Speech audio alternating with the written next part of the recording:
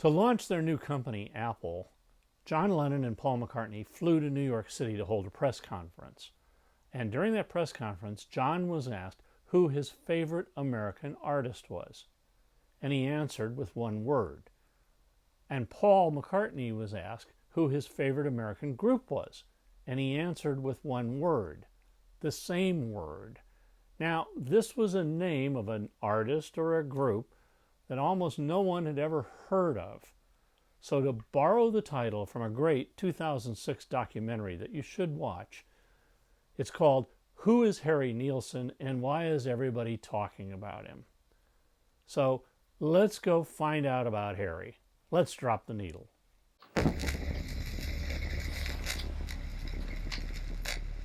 Harry Edward Nilsson was born in Brooklyn in 1941, and 3 years later, his father abandoned the family.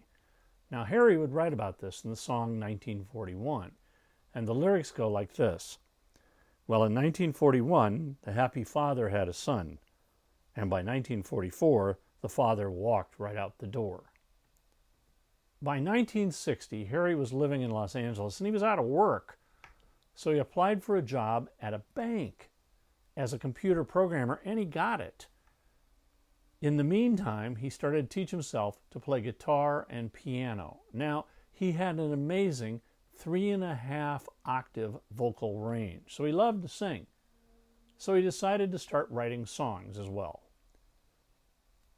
By 1966, Harry decides to release his first solo album, which is called Spotlight on Nilsson.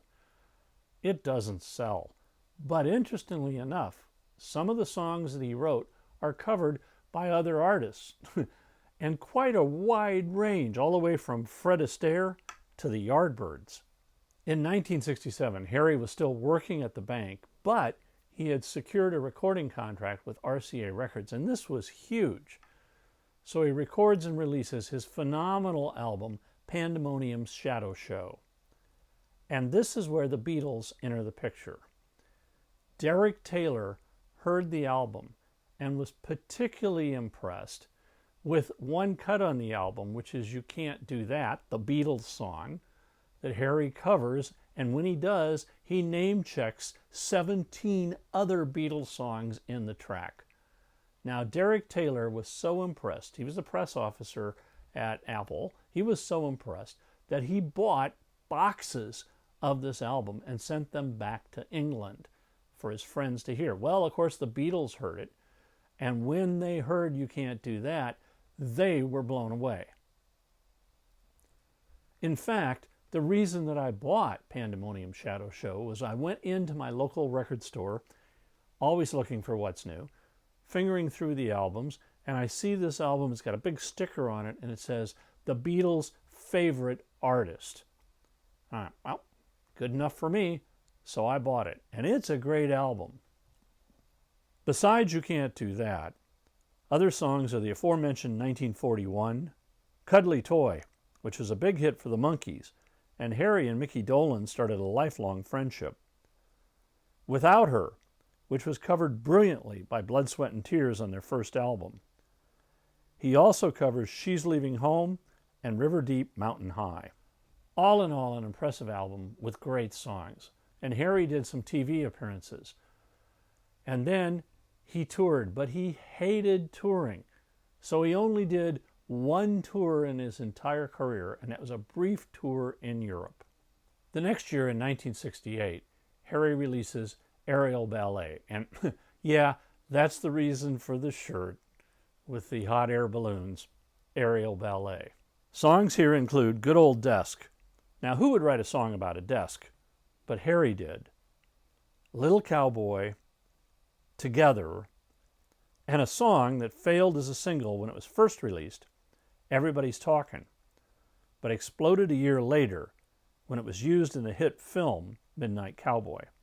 And I also like I Said Goodbye to Me.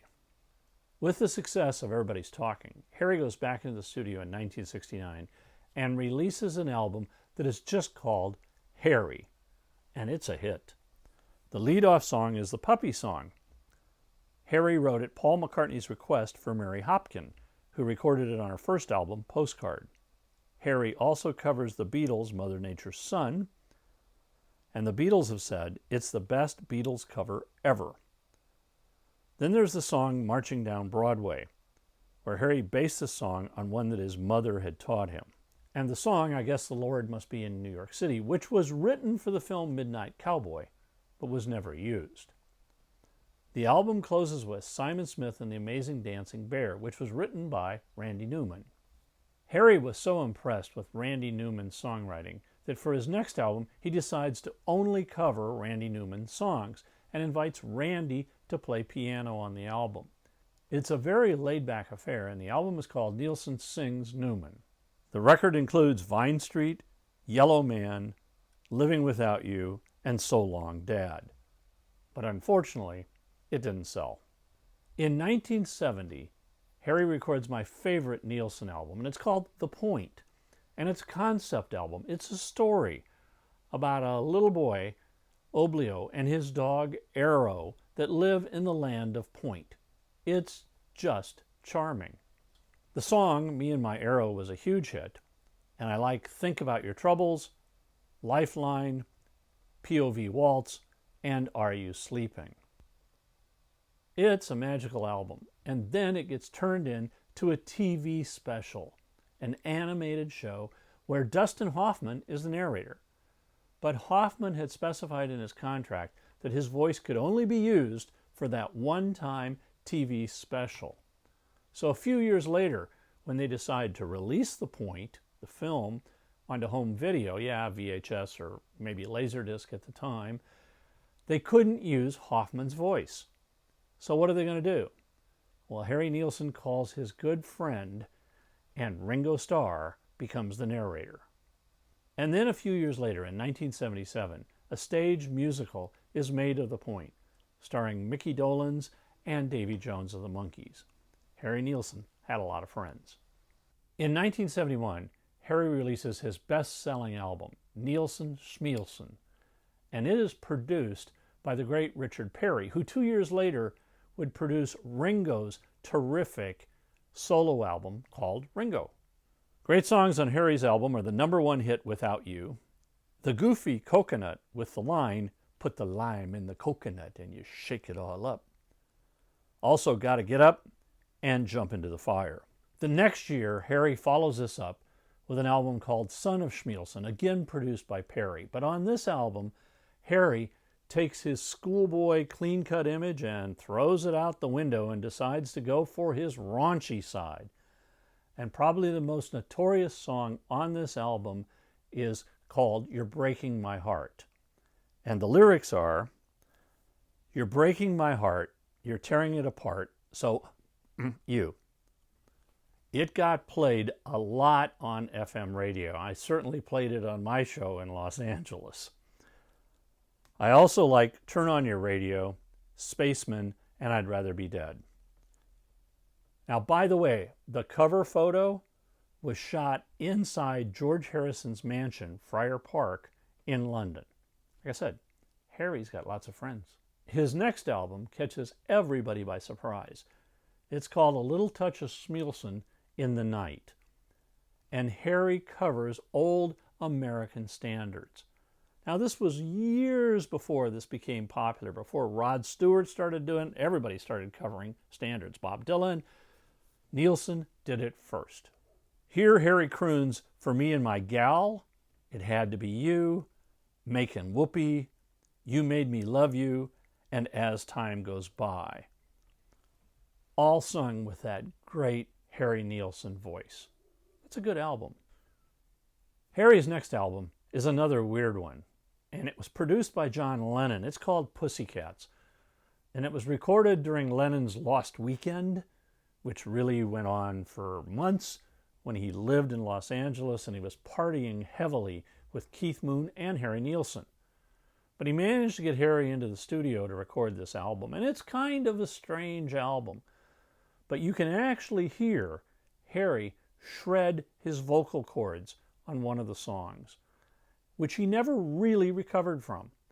And so that was the end of his 3.5 octave vocal range.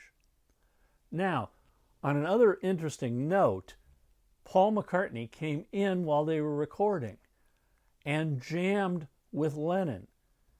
It was the first time that John and Paul had appeared together, playing together on tape since the breakup of the Beatles. But that's never been released. It may be a strange album, but I do like Many Rivers to Cross, Subterranean Homesick Blues, Save the Last Dance for Me, and Rock Around the Clock. For Harry's next album, he decides to produce it himself, and it's called Do It on Monday. Clever title, but a disappointing album. There's a couple of good songs on it, though. I like It's a Jungle Out There, Easier for Me, and Turn Out the Light. In the year 1976, Harry releases his 12th studio album called Sandman, but it doesn't really sell. And this is the last Nilsson album that I own. But Harry continued to record, but his records weren't selling. Albums came out like That's the Way It Is, Nilsson, Flash Harry, and the soundtrack to that very odd movie starring Robin Williams and Shelley Duvall, Popeye. As I said earlier, Harry Nilsson only did one tour. He hated performing live. But in 1992, his good friend Ringo convinced him to join him on stage at Caesar's Palace in Las Vegas and partake in Ringo Starr's All-Star Band. Now, 2 years after appearing with Ringo, in 1999, Harry Nilsson had a heart attack at his home in Southern California and died. He was working on an album at the time which wouldn't be released until 25 years later, which is called Lost and Found. I titled this episode, Who is Harry Nilsson and Why is Everybody Talking About Him?, stealing the title from that 2006 documentary, which is streaming and you should check it out. It's very informative and very entertaining and gives you a lot of information about the great Harry Nilsson. Over the years, Nilsson gave us some great music and some great memories. There was a song about a desk, his dad, a boy, and his dog, and he became the Beatles' favorite artist and group. Not bad, Harry. Not bad. So go pull out some of the early Nilsson albums. Listen to what a talent he was. Have a great time. Thanks for watching, and keep a rockin'. Thanks, Harry. If you liked this episode, hit the like button. And you can also leave me a comment down below, and I'll respond to you. If you subscribe, we'll let you know when future episodes come out.